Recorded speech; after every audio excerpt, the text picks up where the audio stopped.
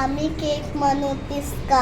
हो अन्नू, लवकर लावा केक बनवते. तरी तर मी बिस्किटचं बारीक पावडर बनवून घेताना मी एवढं चॉकलेट टाकलं होतं, पण त्यावेळेस माझा कॅमेरा चुकून बंद होता. जर एक्स्ट्रा चॉकलेट असेल तर टाका.